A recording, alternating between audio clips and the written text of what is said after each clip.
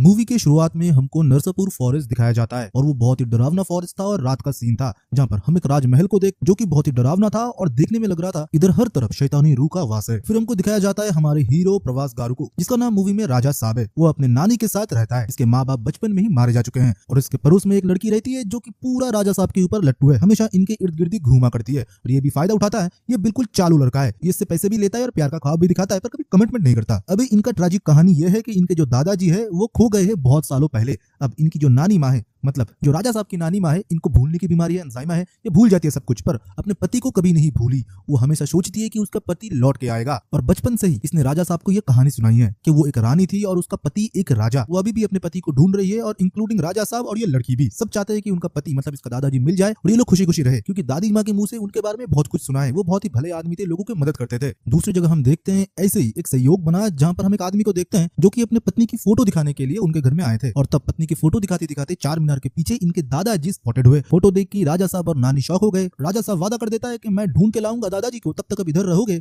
और ये आपकी ध्यान रखेगी। फिर उधर से वो हैदराबाद के लिए निकलते हैं और अपने मामा को फोन करते हैं जो कि पुलिस में कांस्टेबल है। वो सीधा बता देते हैं अगर तुम 5 लाख की जुगाड़ कर लेते हो तो मेरे सीआई साहब ढूंढ देंगे और हर जगह पोस्टर लगा देंगे दादाजी की। 5 लाख रुपए तो वो लेके जाता है, वही पड़ोसी लड़की को ब्लैकमेल करके, मतलब थोड़ा प्यार का झांसा देके। बस से उतरने के बाद एक दोस्त से मुलाकात होता है जो कि गांव में बोलता था बहुत बड़ा काम करता है, इधर वो ऑटो चलाता है। उसके ऑटो में बैठ के वो निकलने ही वाला था तभी एक सुंदर सी कन्या के ऊपर उसका नजर पड़ता है जो कि क्रिश्चियन रिलीजन को फॉलो करती है और आगे जाके नन बनने वाली होती है। पर उसके ऊपर तो वो लट्टू था। सीधा उसके पीछे पीछे चर्च चला जाता है और चर्च में जाके जब वो सुनता है कि उधर वो लोग डोनेशन इसलिए मांगते हैं कि एक छोटी बच्ची को हर्ट के लिए मदद चाहिए, तो उधर वो 3 लाख रुपए डोनेशन कर देता है और कन्फेशन रूम में जाके ये भी बता देता है कि एक लड़की से वो प्यार करता है जो कि पहली नजर में हो चुका था। और कन्फेशन रूम के पिछले कमरे में कौन बैठा था? वही लड़की ट्रेसी जो सब कुछ सुन रही होती है। पुलिस स्टेशन में जाने के बाद राजा साहब कहानी सुनाता है कि असलियत में हुआ क्या है। उसकी दादी माँ देवगिरी राज्य की रानी होती है और उनका पति गंगा राजू उधर का राजा होता है जो कि उनका पति भी होता है और वो बहुत ही नेक दिल है, लोगों की मदद करता है। पर एक बार जब देवी माँ के वस्त्र चोरी हो गए थे, और ये चोरी और किसी ने नहीं उनके ही महामंत्री वरिष्ठ ने किया था। वो देवी माँ के वस्त्र लेके गांव से निकल गए थे और उनके पीछे उनकी पति गंगा राजू, और तभी से वो अपने पति को ढूंढ रही होती है। फिर अगले दिन वो चर्च पे मिलने के लिए चली जाती है उसी लड़की को जिसको उसने पसंद किया था, ट्रेसी को। पर ट्रेसी उधर नहीं मिलती। ऊपर से ट्रेसी के द्वारा उसके पास एक कॉल आता है कि उसके जो दादाजी है उनको लूट चुकी है, क्योंकि उन्होंने उनके पास से 3 लाख रुपए चुरा लिए थे हॉस्पिटल वाले इंसिडेंट में। मतलब बच्ची के लिए पैसा जमा करने के लिए गए थे, उन्होंने मानो कुछ हिप्नोटाइज करके उनसे पैसे ले लिए थे। फिर ये लोग फ्रॉड का केस करेंगे तो राजा साहब को इनको 3 लाख रुपए भी लौटाना है और पुलिस के बैग में जो 5 लाख रुपए था उनमें से 3 लाख रुपए इसने डोनेशन कर दिया, तो 3 लाख रुपए उधर भी देना है। तो टोटल कंफ्यूजन था। तभी हम देखते हैं बहरे की करके एक लड़की को जो कि 1 करोड़ रुपए लेके आते हैं और ये बताते हैं कि तुम्हारे दादाजी ने मेरे दादाजी को एक मदद किया था, इसलिए इस हालत में तुम्हारे दादाजी के लिए 1 करोड़ रुपए मेरे दादाजी ने भेजा है। बहरे की दिखने में बहुत ज्यादा सुंदर थी पर ये पैसा वो सिर्फ दादाजी को ही देंगे, इनको नहीं देंगे। फिर से राजा साहब अपना जाल बिछाई रहा था जो लड़कियों की तरफ वो बिछाता है। तभी उस बैग के ऊपर लोकल गुंडों का नजर पड़ा और बैग लेके वो लोग भागने लगे। फिर क्या था? वही मासी एक्शन, मासी फाइट राजा साहब के बीच और गुंडों के बीच। इतना लॉजिकल फाइट था जो कि साउथ में ही बन सकता है। फाइट करने के बाद लड़की टोटल इंप्रेस हो जाती है राजा साहब से और ऊपर से पुलिस स्टेशन फिर से बुलाया जाता है। तभी राजा साहब देखता है जो आदमी वो पैसे लेके भागा था, महामंत्री वशिष्ठ, वो उनको फॉलो कर रहा है। तो उनको जाके वो पीटना शुरू कर देता है और बातें उगलवाना शुरू कर देता है कि तूने क्यों वो सब कुछ लेके भागा था, इसलिए मेरे दादाजी आज इतने सालों से तुझे ढूंढ रहे हैं। पर महामंत्री वशिष्ठ तो कुछ और ही बोल रहे हैं। वो ये बोल रहे हैं कि तुम्हारे दादाजी के बारे में तुमको जो पता है असलियत में वैसा नहीं है, वो बहुत ही क्रूर है और बहुत ही लोभी है और तुम्हारी दादी माँ के दिमाग के साथ वो खेल रहे हैं। ये एक माया जाल है बेटा। इनके बात पे राजा साहब को विश्वास नहीं था, पर भैरवी आता है और अपना असली परिचय देता है और ये बताता है कि तुम्हारे दादाजी को हम लोग भी ढूंढ रहे हैं। फिर उसके दादाजी के बारे में बताया जाता है और ये बताया जाता है देवगिरी राज्य के बारे में। वो बहुत ही विशाल राज्य था और बहुत ही खुशहाल भी, जहाँ पर तुम्हारी दादी माँ एक राजकुमारी थी, गंगा माँ, जिनको हम लोग पूछते थे और उनकी महामंत्री मैं था। जहाँ पर मैंने पहली बार देखा था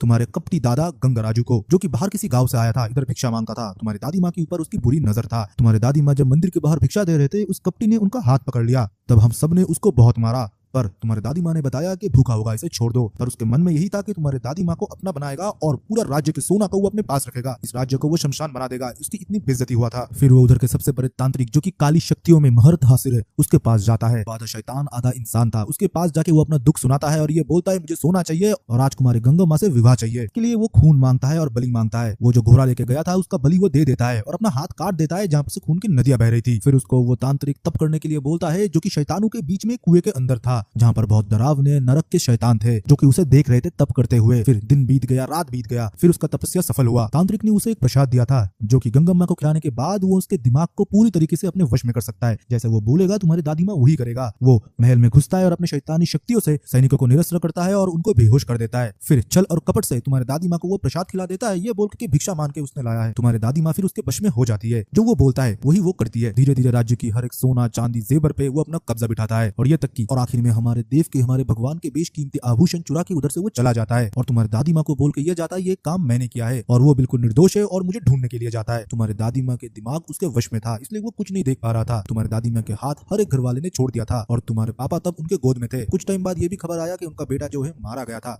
और उनको एक लड़का भी हुआ था जो कि तुम हो राजा साहब। तब से मैं तुम्हारे तलाश में हूँ और तुम्हारे दादी माँ के, और मैं तब से ढूंढ रहा हूँ तुम्हारे दादा को, गंगाराजू को। पूरी कहानी पता होने के बाद राजा साहब के आंखों में आंसू आ गया। वो अपने दादी को फोन मिलाता है और ये बोलता है तू एक राजकुमारी होते हुए भी इतने दुख दर्द सहे है, तुझको जो भी तेरे हिस्से में है मैं सब कुछ तुझको ला के दूंगा और दादाजी को तेरे सामने लाऊंगा मैं। फिर क्या था, राजा साहब उनके पलटन निकल जाते हैं ढूंढने के लिए गंगाराजू को नरसापुर के फॉरेस्ट की तरफ। पर वो एक जंगल नहीं था, वो मानो एक भूल भुलैया था और उनके बीचों बीच वो महल बसा हुआ था जो कि हर एक शैतानी रूह का वास था। राजा साहब अंदर जाते ही जोर जोर से पुकारना शुरू कर देते और उसके दादाजी को गाली देते हैं और ये बोलते हैं मेरे दादी को तूने जो कष्ट दिए हैं उनके प्रायश्चित तुझे करना पड़ेगा। तेरा पूरा सोना पूरा पैसा मैं मेरे दादी के कदमों में रख दूंगा और तुझको घसीटते हुए मैं लेके जाऊंगा। तभी उस महल के अंदर एक कंपाउंडर मिलता है जो कि बहुत डरा हुआ होता है। वो पूरा कहानी बताता है कि उसके दादाजी की मौत सरकारी हॉस्पिटल में हो गया था, लाश लावारिस था, कोई लेने के लिए नहीं आया था, इसलिए उसने अस्थियां रख दी, अगर कोई आता है तो पैसा ले लेगा। और लाश के पॉकेट में, हाथ में, जहाँ पर भी जो कुछ भी था उसने वो सब कुछ ले लिया था। पर उसके वजह से उसको इस महल में कैद कर लिया गया और उसको इतना सताया गया। और तुम बोल रहे हो ये पूरा पैसा लेके जाओगे, वो तुमको नहीं छोड़ेगा। असलियत में इसके दादाजी मर चुके हैं, अब ये वो प्रेत आत्मा बन चुके हैं। फिर भी वो नहीं सुनता। राजा साहब वही कमरे में जाते हैं जहाँ पर सारा पैसा सब कुछ रखा हुआ है। उधर वो सब कुछ उठाने ही वाला था और उसके मामा भी उसके साथ है और वैरागी भी। इसी के साथ वो जो ऑटो ड्राइवर था वो भी था। पर जब पैसा उठाने ही वाला था तभी मानो एक व्हील पड़ा जाता है जहाँ पर उसके दादाजी गंगाराजू थे। वो बोलते हैं कि ये महल मेरा पूरा शरीर है और ये पैसा जो है मेरा दिल है। मेरे मरने के बाद कोई भी वारिस इसका नहीं है, इसका पूरा वारिस मैं हूँ और ये महल मेरा पूरा शरीर है। मैं अभी भी जिंदा हूँ इन पैसों के बीच। अपना वो शैतानी रूप दिखाता है। इसको देख के ये सारे लोग घबरा जाते हैं और उल्टे पैर बाहर निकलने की कोशिश करता है। पर महल तो पूरा सील हो चुका था, ये पूरा माया था। कंपाउंडर बोल देता है मैं बहुत टाइम से निकलने की कोशिश करता हूँ पर कभी भी नहीं निकल पाता। कभी निकलने की कोशिश करता हूँ तो अचानक से बिना पटरी के ट्रेन आ जाता है, कभी आग लग जाता है, इधर कमरे इधर उधर होने लगते हैं मानो कोई भूल भुलैया हो। बीच बीच में बहुत सारे कॉमेडी सीन भी है जो कि मूवी देख के आपको एक्सपीरियंस करना पड़ेगा। लड़कियों को लेकर भी, मतलब ट्रेसी भी उधर आ गई थी 3 लाख रुपए लेने के लिए भी,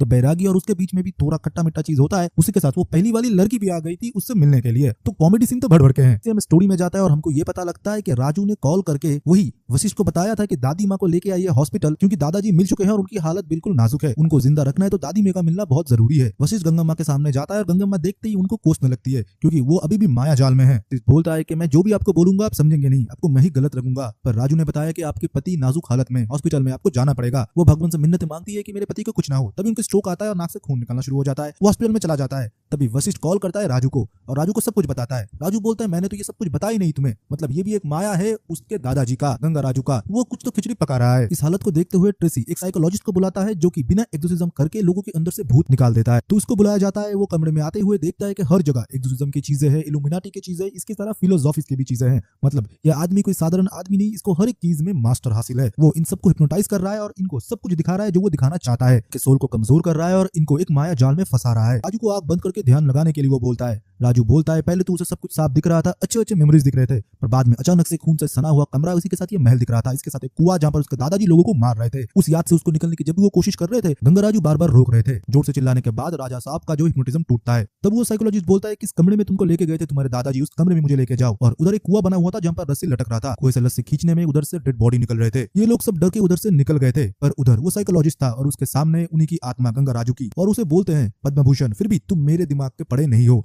और उसको उसके हॉन्टेड चीजें दिखाता है। बहुत ही घबरा जाता है और बाहर निकलता है। वो ये बोलता है कि हमको अगर इससे जीतना है हमको खुद ही खुद को हिप्नोटाइज करना पड़ेगा और खुद को एक शक्तिशाली सोल में बदलना पड़ेगा। पर ये सुनते ही गंगाराजू साइकोलॉजिस्ट को ऊपर ले जाता है हवा में और दे फेंक मरता है महल के बाहर। फिर से ये सारे लोग अकेले हो जाते हैं। अभी तो पूरा बड़ा खेल शुरू हुआ है। हॉस्पिटल में दादी की हालत बिल्कुल खराब हो चुकी थी। तभी हम देखते हैं जब उसको पता लगता है, राजा साहब गाड़ी स्टार्ट करता है, गेट तोड़ते हुए हॉस्पिटल चला जाता है और अपनी दादी को देखता है। पर ये मानो उसका एक भ्रम था, ये सब कुछ उसके दादाजी उसे दिखा रहे थे, असलियत में उसने गाड़ी स्टार्ट ही नहीं किया था। फिर उसके दादाजी उसको बताते हैं अगर तुम्हारी दादी की नॉर्मल डेथ हुआ तो मैं फिर से जन्म लूंगा और 6 साल के बाद मुझे ये सारे दौलत मिलेंगे, क्योंकि मैं बुरा हो चुका था, मैं इस पैसे को भोग नहीं सकता। इसके लिए मैंने मेरी तांत्रिक से बात किया और उन्होंने मुझे ये सलाह दी। और आज ही वो रात है जहाँ पर तुम्हारी दादी माँ अपने प्राण से हाथ धो बैठेगी और मेरा फिर से पुनर्जन्म होगा। राजा साहब के हाथ में अभी कुछ भी नहीं था, उसको इसको मिटाना ही था। तभी वो सबको बाहर रखते हुए खुद महल के अंदर जाके दरवाजा लॉक कर देता है और हाथ में एक मशाल ले लेता है और सारे संपत्ति को आग लगाने की सोचता है। ये मानो उसकी एक भूल थी। जब वो पैसे को आग लगाता है उसको फिर से इल्यूशन होता है, उसे ये लगता है कि वो अपने दादी माँ को आग लगा रहा है, मतलब खुद ही अपने दादी माँ को वो जान से मार रहा है